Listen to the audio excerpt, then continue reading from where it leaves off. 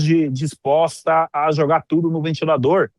Segundo um artigo que ela publicou, melhor dizendo, uma matéria que ela publicou no jornal O Globo, o nome do ministro Alexandre de Moraes é citado ali em várias mensagens no telefone do Vorcaro.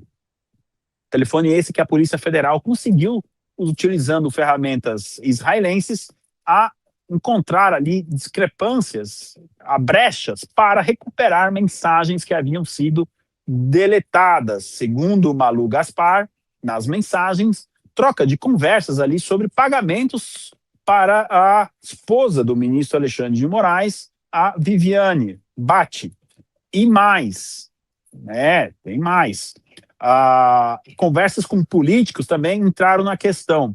E diz a lenda, segundo fontes da CNN, que o nível de mensagens envolvendo políticos, deputados, senadores e um presidente de partido é semelhante ao nível do período da delação da Odebrecht na Lava Jato.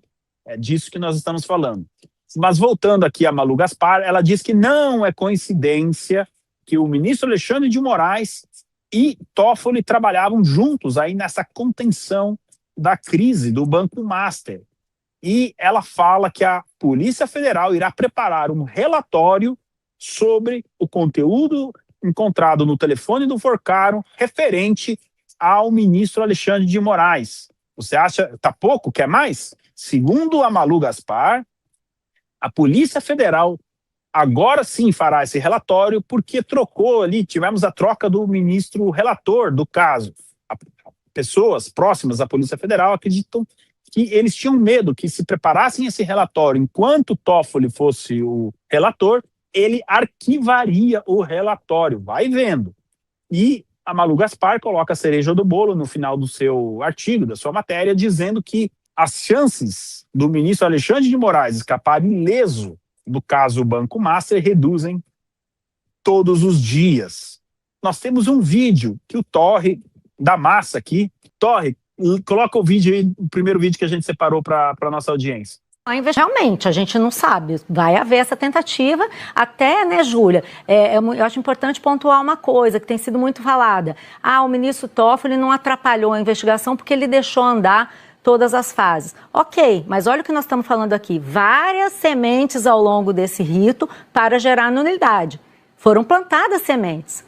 Então, isso é sério. E eu acho que se os ministros do Supremo vão se sentar agora e vão se reunir para discutir o que fazer com esse caso, eles precisam também discutir como que eles vão fazer para que esse caso siga sem nulidade, sem ser anulado, porque senão é uma pizza, é uma grande de uma pizza.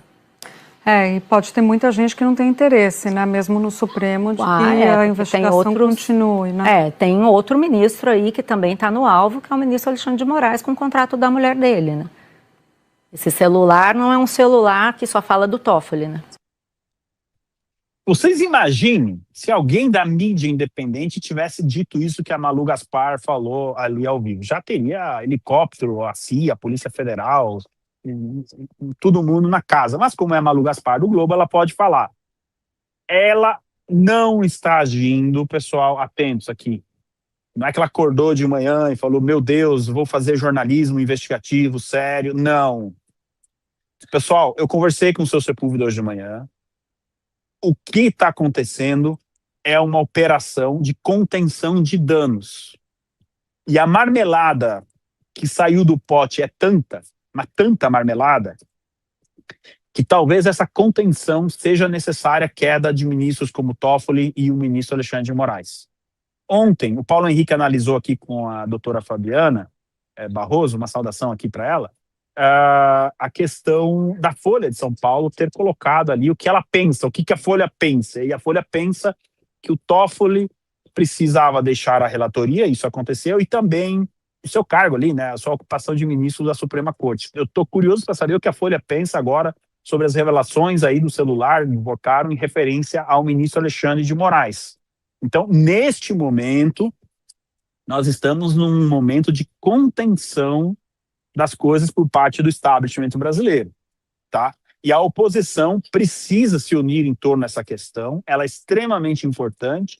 E por que a oposição precisa fazer isso? Porque é por bem da população. Nós precisamos descobrir o que aconteceu e que justiça seja feita. E esse é o papel da oposição, dar voz justamente às pessoas, se organizar para ir para cima disso tudo. Agora, nós também temos bastidores, porque ontem... Gente, eu queria ser uma mosca. Vocês também queriam, eu sei que vocês também queriam. Teve uma reunião, né, dos 10 ministros, no momento caras aqui do PH Vox.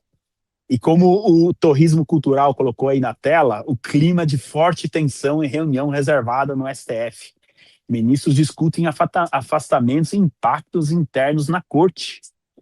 Nós temos aí até uma matéria do Metrópolis, né, um print aí do jornal Metrópolis, que coloca que o clima realmente foi tenso. E por que o clima foi tenso? Porque o Toffoli não queria abandonar a relatoria. Até os 45 do segundo tempo, ele não queria deixar a relatoria. Eu não sei quais argumentos utilizaram ali. Eu presumo que o Fachin foi para essa reunião munido se diz, né? Abastecido pela Polícia Federal das informações do telefone, e ele compartilhou isso com os colegas, e o clima ali realmente foi de tensão, como colocou ali o Metrópolis, tá? Depois da reunião, nós temos um vídeo, acho que vamos colocar o vídeo do Toffoli, e aí eu faço a análise, porque eles estão tentando passar a impressão de que o Supremo está unido, mas não está, não, tá? Pois não, Torre, mais um vídeo que a gente separou aí. Fala um pouquinho com a gente, ministro. É a melhor saída, ministro? O senhor vai sair, ministro? Vai sair do caso, ministro? Por que motivou isso, ministro? Como foi a reunião, ministro? O clima foi bom? Excelente. Dá uma palavrinha, ministro. Tudo, né? Bom, pode botar de novo, vamos escutar. Receber essa decisão? Boa noite, boa noite. Receber essa decisão, ministro?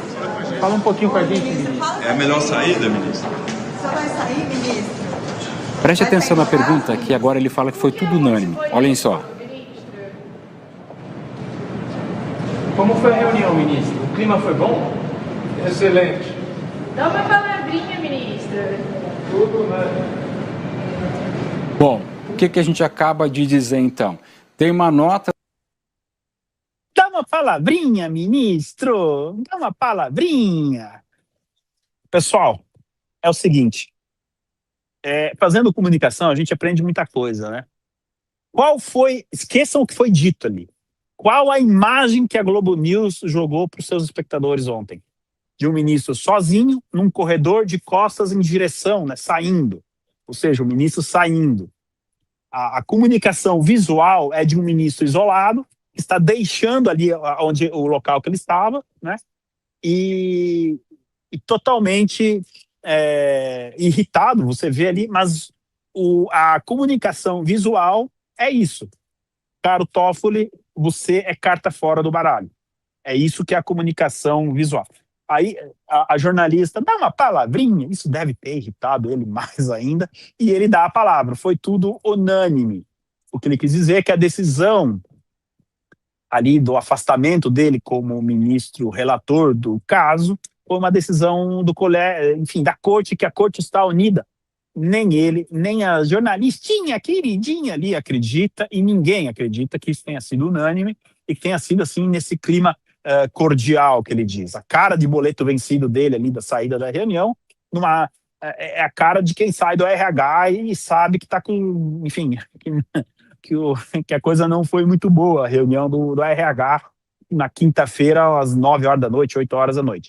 Então, primeiro eu quis fazer essa questão da imagem que a Globo News colocou ali de maneira até assim proposital, na minha opinião. A segunda é de que realmente a situação é muito complicada. Saiu uma pesquisa que parece bastante irrelevante, mas não é. 82% da população diz que o STF precisa de um código de ética. Esse número pode ser até um pouco maior, tá? Mas 82% é um número altíssimo. E quem se colocou contrário ao código de ética é justamente o Toffoli, e o Moraes. Eu acredito, ontem o senhor Sepúlveda fazia uma análise, né, infelizmente teve um problema de luz, mas de energia, de que existe uma leitura em Brasília que, não, sai o Toffoli, entra o Messias, e aí entra o Pacheco na vaga do Barroso, porque assim nós ficaríamos com as duas alas do Supremo satisfeitas. Bom, isso não vai acontecer, porque agora a gente está vendo essa operação aí de queda do ministro Alexandre de Moraes. Eu acho mais fácil o Toffoli cair politicamente falando, né, metaforicamente falando, como ministro da Suprema Corte, e aí nós ficaríamos com 9 juízes. Que tem uma questão aqui que ninguém fala, né? Precisa ser número ímpar. Aí nós ficaríamos com 9 juízes, e essa situação se arrastaria até o próximo presidente, se Deus quiser, meu amigo, indicar os substitutos ali da corte. Né? Que o importante é ficar com um número ímpar. Eu acho mais fácil, então, no atual momento, que você fique com 9 ministros do que com 10. E depois que essa colocação aí do Messias e do Pacheco. Eu acho que não vai ter clima para colocar o Messias e o Pacheco na Suprema Corte, ainda mais em ano eleitoral. O Toffoli, ele me passa a impressão de alguém que não quer levar a culpa sozinho, e que ele na perspectiva do Toffoli, tá, pessoal? Ele perdeu uma batalha ontem, mas ele não se dá por vencido, ele não perdeu a guerra. Ele deve estar na cabeça dele pensando, eu sei de muita coisa, eu sou um ministro da Suprema Corte, eu sei como voltar para o jogo. Em algum momento é isso que ele deve estar maquinando na cabeça dele, tá? Essa é a sensação que eu tenho. A gente começa a ver alguns atritos também. A porta-voz do regime, aí, a Mônica Bergamo, ela coloca que membros da Suprema Corte não gostaram que a Polícia Federal tenha feito uma investigação sem a autorização, digamos assim, da corte, né? Torresmo cultural. Você pode colocar o print aí, por gentileza, da Mônica Bergamo para nossa audiência. E aqui também a gente entra numa zona cinzenta, porque... é vídeo ou não, é print. A gente entra numa zona cinzenta porque, a polícia precisa investigar o Vocaro. Para investigar, precisa ter acesso ao celular dele. Uma vez que tem um acesso, aparece o nome do ministro. Quer dizer, não dá nem para dizer que a Polícia Federal fez isso de maneira totalmente proposital. Não, estamos investigando um ministro. Não, a investigação começa pelo Vocaro. Aí se o ministro, no caso agora, os ministros, no plural, tem ligações com o investigado, uma situação um pouco mais complicada. Alguém coloca aqui que o Planalto largou a mão do Toffoli. Na minha humilde opinião, largaram 2 mãos, tá? Largaram a do Moraes também. Para para Malu Gaspar vir a público e fazer as declarações que ela está fazendo é porque largaram a mão dos 2, não só de um. A Malu Gaspar, no artigo de hoje de manhã, ela fala que não é coincidência que o Toffoli e o Moraes estão trabalhando juntos. Para bom entendedor, poucas palavras bastam, né? Agora, esse clima aí do STF, que a Mônica Bergamo coloca que não gostaram, não sei o que, eles estão tentando mandar recados, não é? Olha, vocês já foram longe demais aí com essas investigações, não citem mais nomes de ministros. Todos nós hoje amanhecemos com a notícia absurda de que o Moraes determinou uma operação gigantesca, né? Uma busca e apreensão contra a Receita Federal, porque desconfia de que os dados dele, da mulher dele, de outros ministros foram quebrados, foram vazados. O sigilo foi quebrado e os dados foram vazados.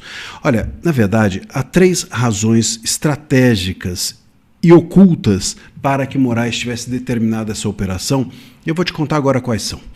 Eu sou André Marcílio, advogado, comentarista jurídico, e peço que vocês se inscrevam aqui no canal, que vocês deixem o like, deixem o seu joinha. Tem 3 razões para o Moraes ter feito isso. A primeira delas, claro, é que ele desconfia de que foi da Receita e do COAF que saiu a notícia de que a mulher dele tem um contrato de 130 milhões de reais com o Vorcaro.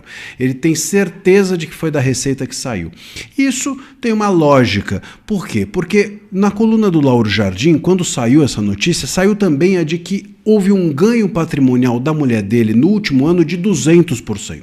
Eu, inclusive, cheguei a dizer aqui que se você fizer a conta desse ganho patrimonial, até o fim da carreira do Moraes, a mulher dele vai ter um crescimento maior do que o PIB mundial de 2025. Então, essa notícia desse crescimento absurdo patrimonial da mulher dele, na cabeça do Moraes, só pode ter saído da Receita. Então, ele foi atrás da Receita e do COAF.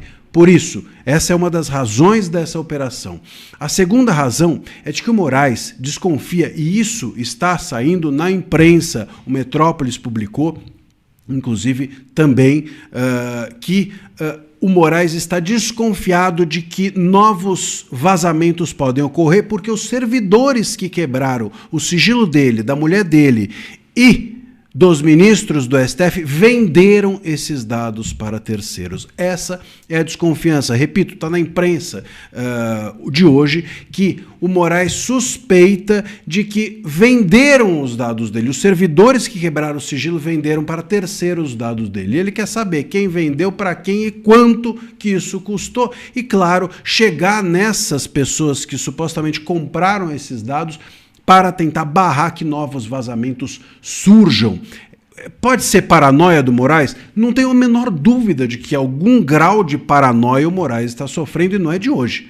Mas, enfim, se há um fundamento nisso, o Moraes agora começa a buscar esse rastilho de pólvora que pode estar por aí. Sabe-se lá em quantas mãos, se isso aconteceu mesmo, mas esses dados e informações podem estar. E aí o Moraes sabe que isso vai ser muito difícil de segurar. E outros vazamentos ou outras informações, portanto, surgirão. Ou seja, tem mais coisa por aí para vir e o Moraes está com medo. E aí entra o terceiro ponto. Como ele está com medo e como provavelmente tem mais coisa para vir, né? Esse inquérito ou essa operação feita dentro do inquérito das fake news, feita dentro de um inquérito, tem a função de tornar tudo aquilo que eventualmente venha a ser vazado adiante, tornar tudo isso ilícito. Por quê? Porque se ele está investigando esse vazamento, está dizendo que esse vazamento é ilícito dentro dessa operação, o Moraes, se ele está fazendo tudo isso, quando essas informações vierem à imprensa, vierem à tona, ele vai dizer, esses vazamentos estão sendo investigados. Se estão sendo investigados dentro de uma operação ilícita, é porque ilícitos são. Se são ilícitos, eles não podem ser usados contra mim, contra minha mulher, contra os ministros. Vocês percebem? Então, é uma forma, essa investigação toda, é uma forma de blindar aquilo que eventualmente pode ser encontrado contra ele ou contra os seus colegas. O Moraes está paranoico? Está paranoico como aqueles ditadores em fim de carreira. O Moraes quer blindar-se? Quer blindar a si, a sua mulher e aos seus colegas. E para isso ele não tem a menor vergonha de cometer absurdas ilegalidades como a abertura desse, ou como a determinação dessa investigação e dessa operação, completamente sem nenhum cabimento, sem nenhum dado, sem uma motivação da Polícia Federal, da sua própria cabeça. Ele pensou e fez, como se o Brasil fosse ele ou fosse dele. O STF está implodindo. Ministros atacam Alexandre de Moraes na imprensa. Gente, eu nunca imaginei que eu veria isso. O todo-poderoso Alexandre de Moraes está sendo atacado justamente pelas pessoas que o blindavam até ontem, por seus próprios colegas. Olha, depois disso, tudo pode acontecer. Isso que eu vou trazer para vocês agora é um desdobramento direto do escândalo que está acontecendo nesse exato momento no STF e que tem como protagonista novamente Alexandre de Moraes. E dessa vez nem mesmo os colegas do Moraes do Supremo aguentaram. Ministros correram para a imprensa para acusar o Moraes de estar praticando um abuso. E não é o Bolsonaro, não é o Geyer, não é o Nicolas Ferreira, não é o Marcel, não é a Revista OS, não é a Gazeta do Povo, não sou eu. Enfim, as escamas dos olhos caíram e os próprios colegas de Alexandre de Moraes estão apontando o dedo para ele. Nós nunca vimos um sinal tão forte de perda de apoio de Moraes dentro da corte. O Estadão, gente, acabou de revelar que ministros do próprio STF estão reclamando da devassa que o Moraes mandou fazer na Receita Federal, o que só piorou com a operação de hoje da Polícia Federal, que aparentemente foi contra justamente os servidores que teriam vazado para a imprensa os dados da esposa do Moraes. Eu já fiz um vídeo mais cedo sobre isso, se você perdeu, depois assiste lá e agora veja aqui comigo o que saiu na coluna da Carolina Brígido lá no Estadão. Ministros do STF reclamam de pedido de rastreamento feito por Moraes à Receita Federal. Essa é a manchete. Ministros do STF reclamam do procedimento adotado por Alexandre de Moraes de pedir à Receita Federal um rastreamento nos seus sistemas para verificar se houve quebra de sigilo de dados de cerca de 100 pessoas, incluindo os ministros da corte e os seus familiares. A suspeita era de que a lista contava com pais, filhos, irmãos e cônjuges dos 10 ministros. Um integrante do Supremo disse ao Estadão, em caráter reservado, que somente o presidente do tribunal, Edson Fachin, poderia fazer esse tipo de pedido a partir de um requerimento da Procuradoria-Geral da República. Outros 2 ministros concordaram com essa ponderação. Gente, isso aqui é absurdo, isso aqui é surreal, vejam só como que essa informação ela é importantíssima. Pelo menos 3 ministros do Supremo concordam que o Moraes fez uma ilegalidade tremenda. Usurpou de poderes que são do presidente do Supremo, de um dos poderes que é de um deles mesmos, do ministro Edson Fachin, praticando um abuso de poder. Isso aqui significa dizer que se essas novas decisões do Moraes forem avaliadas por uma turma do Supremo, se esses 3 ministros estiverem lá, já tem uma maioria contra o Moraes, suficiente para derrubar essa decisão que ele deu. Mais ainda, se o julgamento dessas decisões do Moraes fosse ao plenário e esses ministros sustentassem esse entendimento aí, que eles passaram em off para a imprensa, já seriam 3 votos contra o Moraes, faltando apenas mais 3 para se formar uma maioria contra Alexandre de Moraes na corte. Isso aqui é um sinal claro de que Moraes perde apoio dentro da própria corte. É um sinal claro de como que os escândalos aí do Master, com seus tentáculos em Toffoli, em Moraes, está implodindo a corte. E isso tudo aqui é ainda mais grave quando você para pensar que esse aqui é um caso em que o Moraes está brindando os próprios ministros e os seus familiares. Ou seja, isso aqui é um caso explicitamente corporativista, em que o Moraes está lá procurando para ver se alguém está violando o sigilo dos ministros ou dos seus parentes. Tinha tudo aqui para os colegas do Moraes apoiarem ele. Isso mostra que nem assim os ministros estão do lado do Moraes. Isso é gravíssimo. Não é a oposição dizendo isso, não sou eu dizendo isso, são os próprios pares de Moraes dentro do tribunal. Só que tem uma coisa que esses ministros não só podem, como eles devem fazer. E existe um precedente na corte para isso que pode expor demais Alexandre de Moraes. E agora, o que eu prometi para vocês? Reclamar na imprensa em caráter reservado, embora seja muito importante, é o mais fácil. O que esses ministros estão aqui nessa matéria, eles precisam fazer é agir dentro do tribunal, como o ministro Fux fez muito corajosamente na ação do golpe, na ação da trama golpista, votando, ainda que seja sozinho, apenas com a lei do lado dele, como o Fux fez, contra todas as ilegalidades do Moraes. Os ministros, eles precisam seguir esse exemplo do Fux. O presidente do Fux aqui, gente, é o melhor de todos, porque foi o mais difícil e que trouxe muitos sacrifícios pessoais ao próprio Fux, que ele enfrentou de cabeça erguida. Como os ataques que ele sofreu dos próprios colegas na imprensa, até mesmo de forma pública, como o ministro Gilmar Mendes dizendo que o voto do Fux era incoerente. Mas na votação do Marco Civil, nós tivemos também o Fachin, o André Mendonça, o Nunes Marques, também corajosamente votando para proteger a nossa liberdade de expressão contra a regulamentação censória que estava sendo feita pela maioria do tribunal. Então vejam como você ter ministros com a coragem de ter uma postura pública e tomar decisão contra a maioria é importante. Mas afinal, então, o que os ministros podem fazer? Tem 2 caminhos concretos para ação. Antes isso seria muito difícil, mas agora com esse escândalo do Master envolvendo Moraes, Toffoli, o STF está implodindo e agora tudo ficou muito mais fácil. O primeiro caminho para ação, gente, é a turma. Se o caso for a turma do Moraes, os colegas podem fazer maioria e derrubar a decisão. Agora, quando a gente olha para a turma do Moraes, isso parece quase impossível, porque a primeira turma, ela está dominada com o Flávio Dino, com o Zanin, com a Carmen Lúcia, fazendo aí todas as vontades do Moraes. Mas existe um segundo caminho, que é o plenário.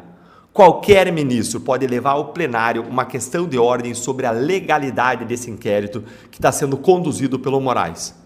E se há 3 ministros que concordam que o Moraes agiu ilegalmente, eles têm o poder e o dever de agir.